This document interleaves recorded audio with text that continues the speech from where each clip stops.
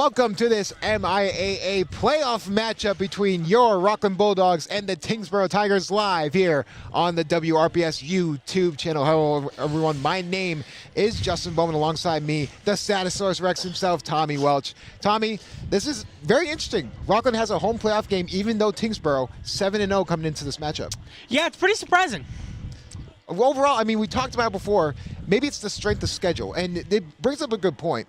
Tyngsborough really hasn't been truly tested because the one thing we talk about this Bulldog team is potential. We know the true potential of this team when they are firing on all cylinders. Can they do it? That's the main question. I think they can, but a big key factor is that one of their top receivers, Marvelous Pleasant, will be limited tonight. He does have a an ankle sprain. Yeah. But he's going to try to push through tonight. He says he's at least trying to get to the first half. Yeah, I mean, reports were during the day he had a boot on. I mean, Clearly he was at a limited fashion, so you're expecting more Kawan Oliveira. You probably see him more on the passing downs, but I mean, still, the X factor for this game is Patrick McDonough. We talked about it all season long. He continues to be such a dynamic playmaker no matter what you do. Yeah, definitely. Pat McDonough is a person who can make those highlight plays, who can make any team better. I really think that if Tyngsborough wants to win tonight, they need to make sure that they keep the ball away from McDonough. Obviously, Tyngsborough going to be tested. That's really the big thing here, because obviously Rockland getting a home playoff game is interesting with their current record, but they've played a very tough schedule. They've played a lot of teams close. We go back to that 4 overtime game against East Bridgewater. That was really close. Yeah. They kept it close with Norwell until the very end. But like you said before, I mean, what do you think they have to focus more on, the rush defense or the pass defense? I think it's a mix between the both, because we've seen in the past where it's like during that East Bridgewater game, which you did bring up, the final play that East Bridgewater got in before that game-winning interception, it was a pass play. They have to like kind of manage it. Like after the first quarter, if like, okay, say the run defense is going well and the pass defense is not as good as it could be, focus more on the pass defense. And it's always vice versa. Just tweak and edit what you need to do. I think they need to start off evenly tonight, and if one side of the defense does not work, then just focus on that going into the second quarter. Besides Patrick McDonough, who do you think is going to be the X factor here for the Bulldogs? I have Will Carpini. He's a solid tight end. He has good ball awareness. He is just an all around good player. Yeah, and I mean, he also has that big play opportunity. We've seen it multiple times, especially with that game-tying touchdown. He's the one who set it up with that 80-yard or 40-yard catch. I mean, he's a guy that if you let him get into space, he can make a move and make a man miss. Yeah, and that's also a good point.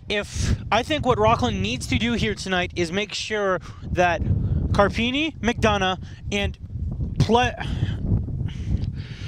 they need Pleasant? McDonough, Carpini, Pleasant, Oliveira, every single one of the receivers to just be open in open spaces in traffic. And for Tyngsborough, they need to shut that down, because we've seen it in the past. When the receivers get loose, they will make you pay for it. Absolutely. As we get ready for the coin flip, Hayden Hatch, Rory Nicholson, and Joe Bayer going towards the center. We'll see what happens here as we see the coin flip going now. We'll go over to the field and watch the coin flip. Obviously, with both teams, it's going to be really, really interesting to see what happens here. As we get ready for the coin flip, we introduce our famous man of WRPS, Mr. Mutton Chops himself, DJ Rocco from Rockland. How are you doing? Doing great, Justin. How are you doing? Did I miss any insightful statistical analyses from Tommy? Nothing like some sports ball knowledge, let me tell you. But I mean, we talked about it before. I mean, playoff, the stakes are heightened because there's a lot of pressure, especially for Rockland. Home game at 3-7 is really impressive. You really have to show out here against Tyngsborough.